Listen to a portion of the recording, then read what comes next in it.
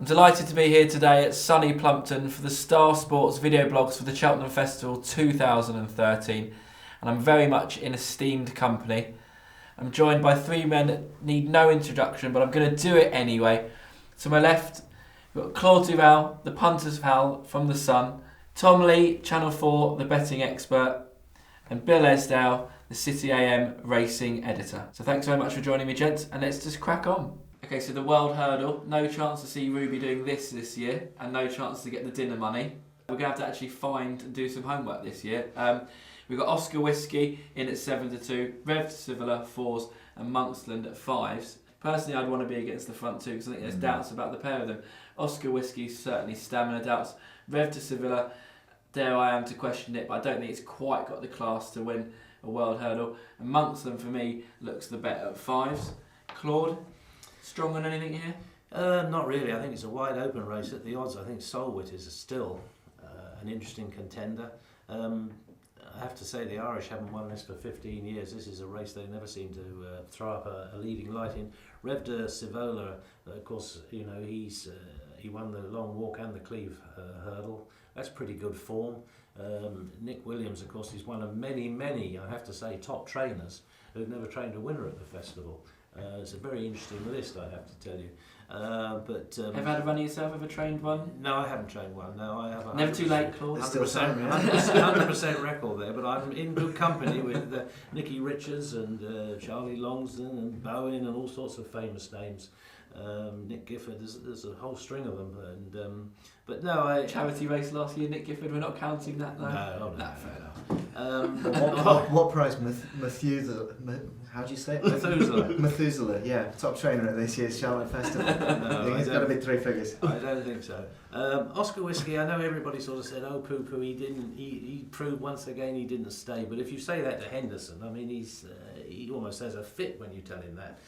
He's absolutely adamant that this horse will stay, and it would be a very popular winner for Guy Walters. No, I agree with you. I don't think it stays though. So, Tom, your opinion, please? Oh, listen, Oscar Whiskey's race is at Aintree in 5 weeks' time. It's not at Cheltenham in a fortnight. Absolutely, without any shadow of a doubt.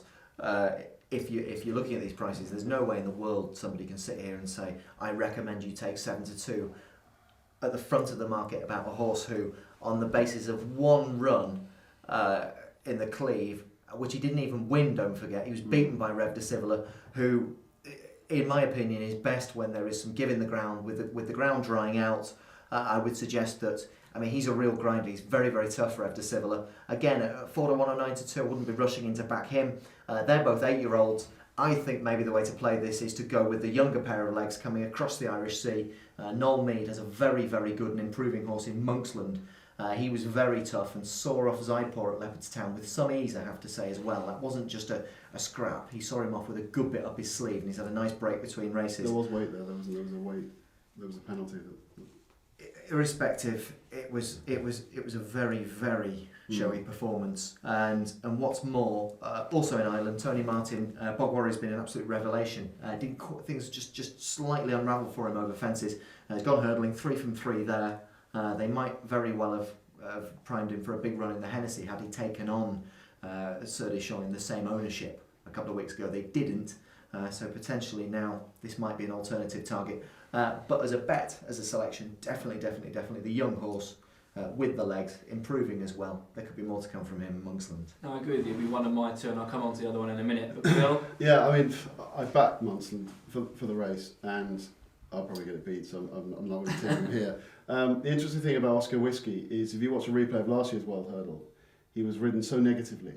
He had so much ground to make up, and they've come out and they said they're going to ride him more aggressively this year. So if he's got a chance of staying, you know, he's going to be close.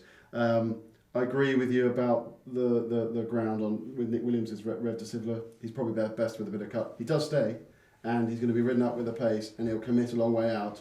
There'll be no hiding place for the non-stayers. My one worry that I have with Monksland is that he had a terrible flat spot in the race in Highland. He looked beat. I backed him that day. He looked beat 4 out and then stayed on. Great for a World Hurdle. A good ground, fast run World Hurdle. he might be a long way back. That's the only Big worry. box, flat spots, Ingle Dreavers. Yeah, flat spots, winner. So I do agree with that. The one forgotten horse in the race at a big price is Smad Place of Alan Kings. If he comes back to the form that saw him placed in the race last year, he's been a bit disappointed this year. He was disappointing at Wetherby, he was disappointing at Ascot behind Rev to Sivler. They backed him heavily on both occasions, so they know he's got a lot of ability. If they've sorted out whatever the niggling problem that's been bothering him, he could bounce right back into contention at 20 to 1, 20, 25 to 1, whatever price he is.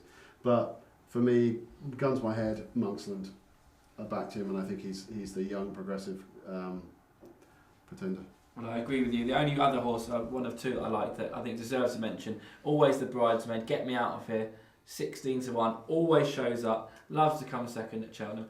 Love to see it go well and better this year. Well, there's a few old favourites in there. The likes of, for example, the 2008 Neptune winner 5 for 3, and don't forget a horse who, in his own right, 2 years ago was brilliant and seen off by a really top performance by Hurricane Fly. Of course, Pedlar's Cross, and nobody's even mentioned him, and yet, beaten by Sam Winner in a Jumper's Bumper, has won a race since then.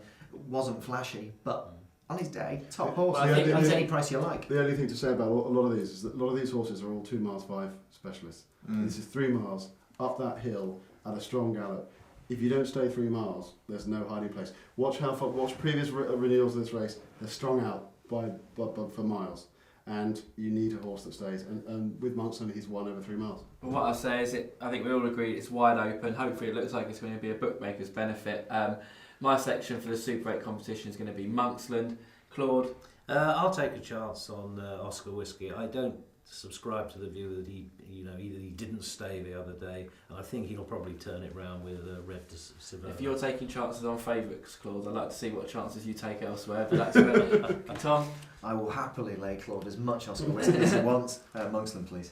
Monksland for me too. Good. So in conclusion, Oscar Whiskey 7 to 2, Rev to Sivler 4 to 1, Monksland at 9 to 2, Pedlar's Cross who can't win at 10s, and Solwit at 12s.